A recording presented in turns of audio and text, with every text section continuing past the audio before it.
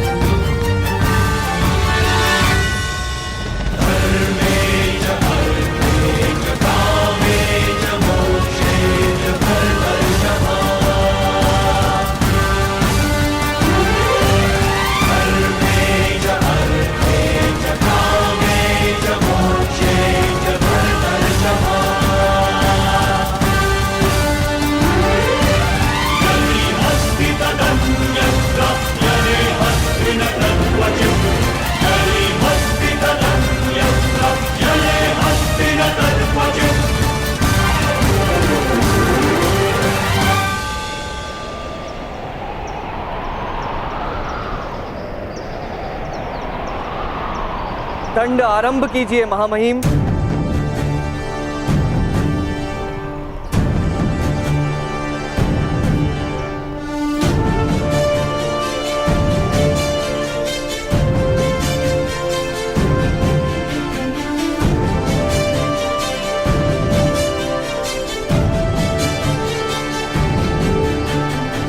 पितामह,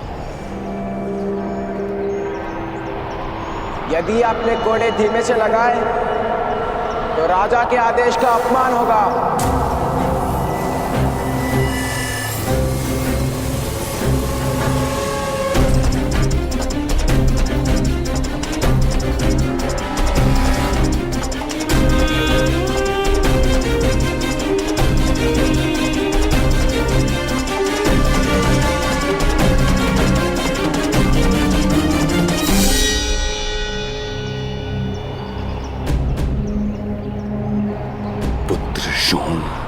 मुझे क्षमा करना।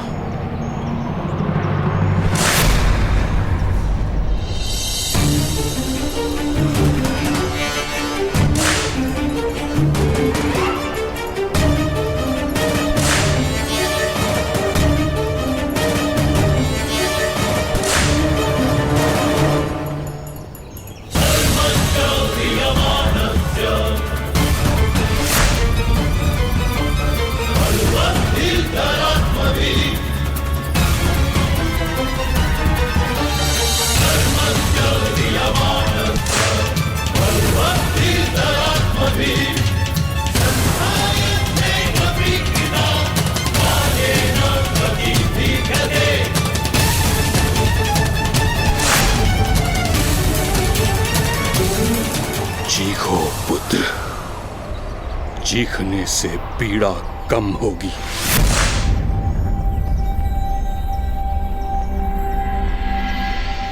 जब पीड़ा सहनी है तो कम क्या और अधिक क्या।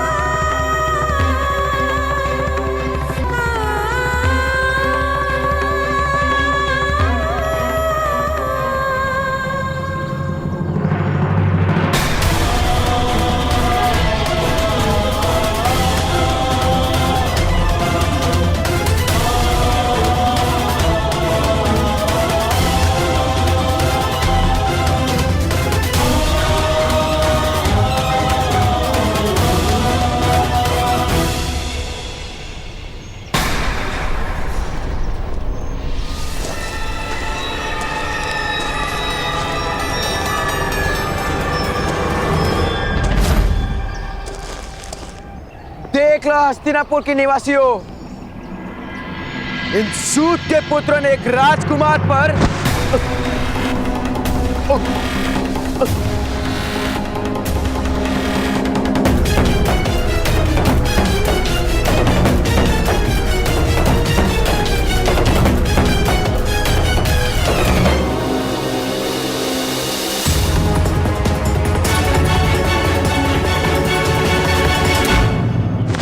जाओ।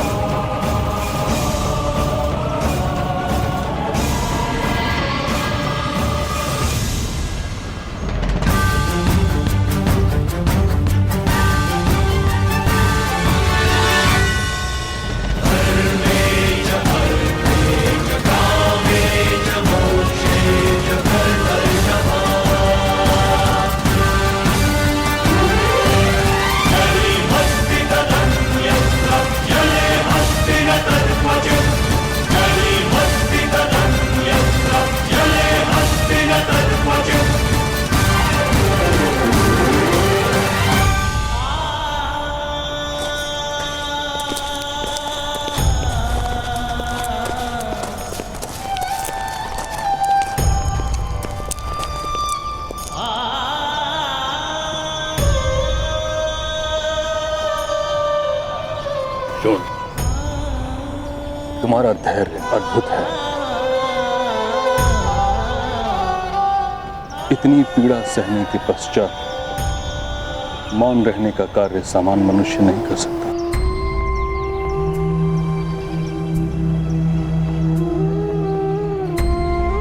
चीख कर दंड देने वाले को संतोष देने की मेरी इच्छा नहीं थी मामाई, तो क्षमा कीजिएगा।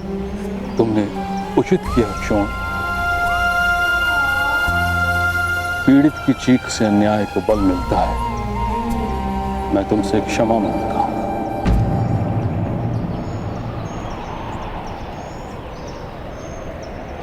तुम्हारे परिवार से क्षमा मांगता हूं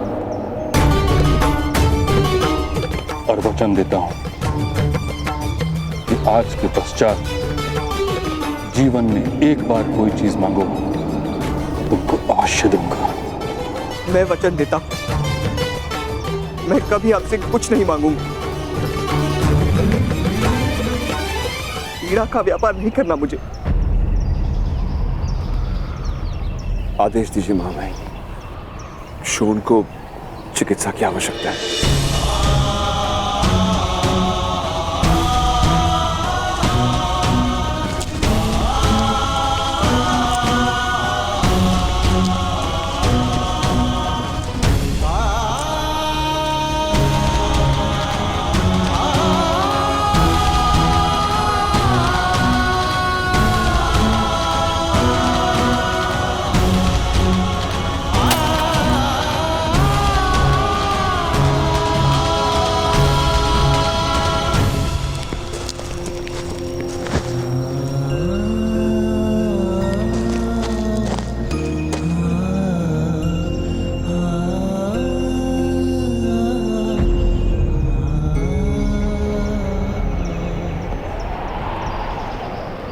चलो कर्ण।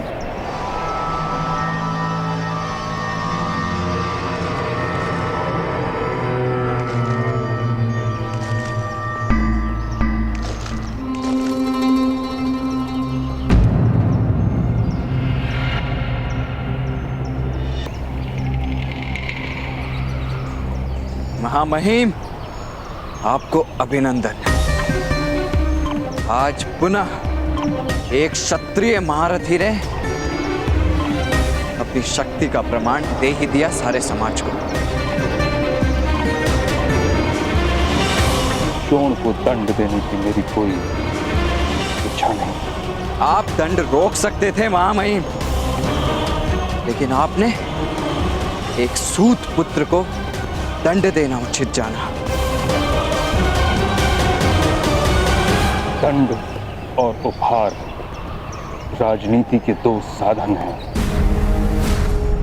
इन्हीं से राज्य चलता है और इन्हीं से राज्य समाप्त भी होते हैं महामहिम। तलवार के प्रहार से यदि पत्थर टूटते हैं तो पत्थर के प्रहार से तलवार भी टूट सकती है। विद्रोह का प्रदर्शन मत करो कर्ण, अन्यथा मुझे तुम्हें भी दंड देना होगा।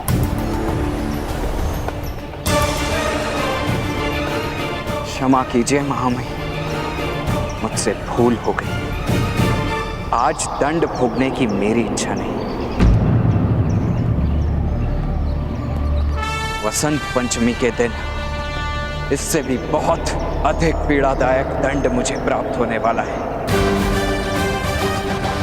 आपको विस्मरण हो गया?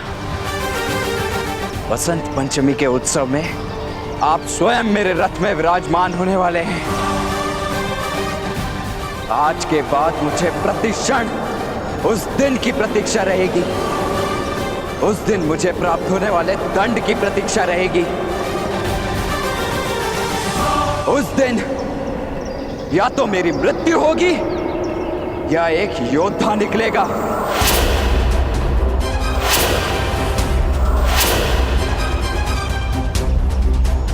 प्रणिपात।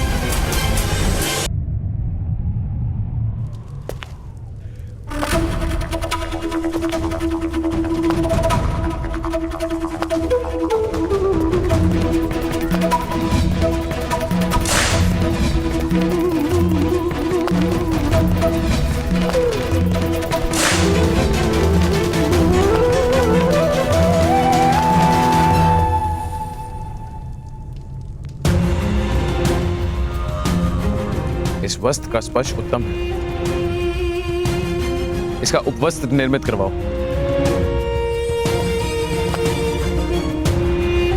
ताजश्री,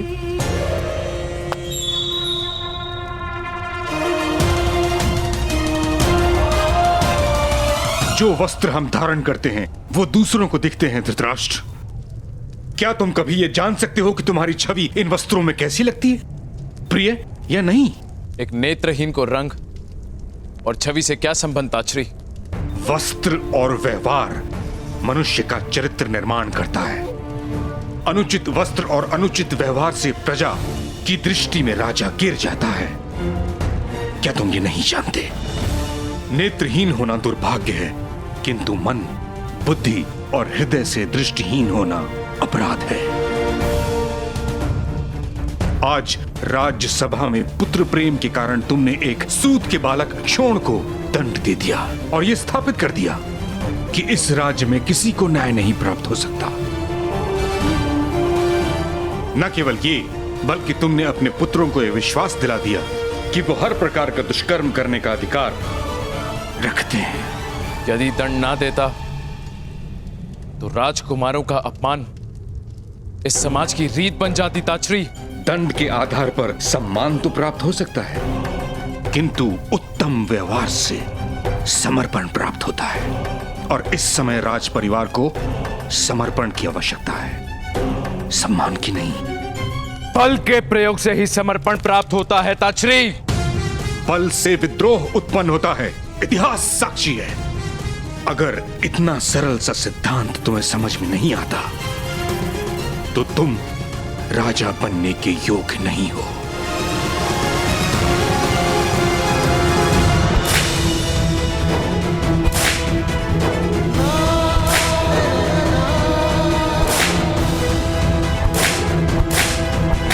कर्ण का कवच केवल उसी की रक्षा कर सकता है, किंतु वो हम सब के लिए मृत्यु का कारण बनेगा।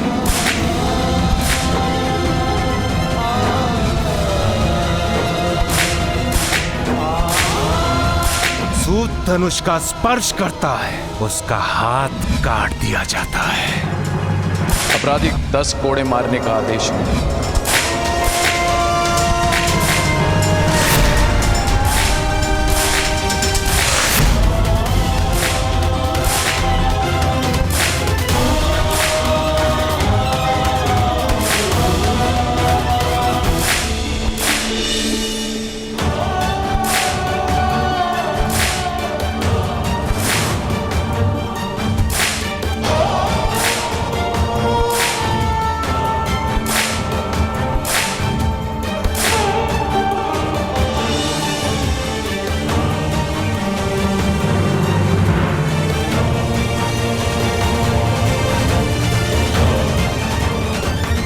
कर्ण, ये क्या कर रहे हो?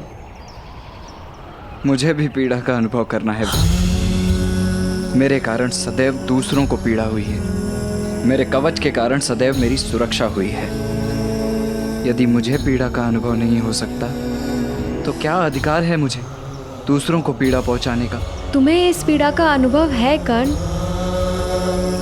तुम्हारा कवच तुम्हारा सामर्थ्य नहीं, वो पीड़ा तुम्हारा सामर्थ्य है। ऐसा सामर्थ्य जो अपने भाई की रक्षा न कर सका?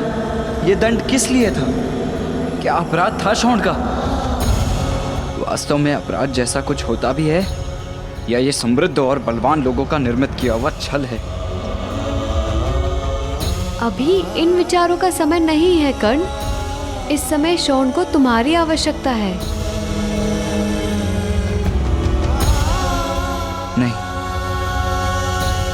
नहीं, मैं घर नहीं जा सकता वृषाली। मैं शौन की पीड़ा नहीं देख सकता। उसकी देह पर पड़ने वाला एक एक घाव मेरे हृदय को चीर रहा है। अब उसकी एक एक चीख से मुझे मृत्यु की इच्छा होगी।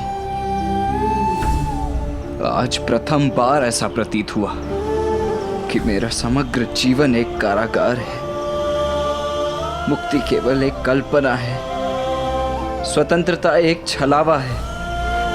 वास्तव में मृत्यु ही मेरे जीवन की बेड़ियों को तोड़ने का एक मार्ग है।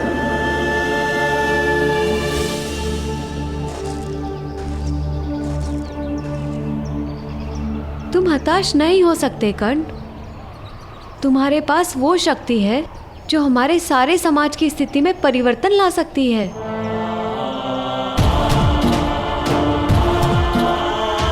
चलो कर्ण, शौन की पीड़ा से भागो मत, उसे देखो, उस पीड़ा को अपना परिचय बना लो। केवल तुम्हारा सामर्थ्य इस पीड़ा की प्रतिध्वनि हस्तिनापुर के सिंहासन तक पहुंचा सकता है।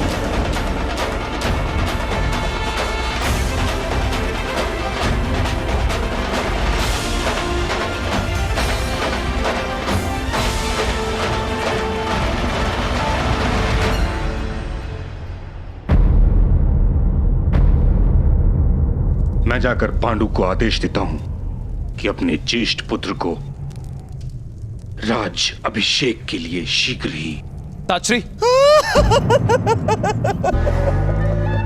महाराज, ईश्वर ने किस बात का प्रतिशोध लिया है हमसे?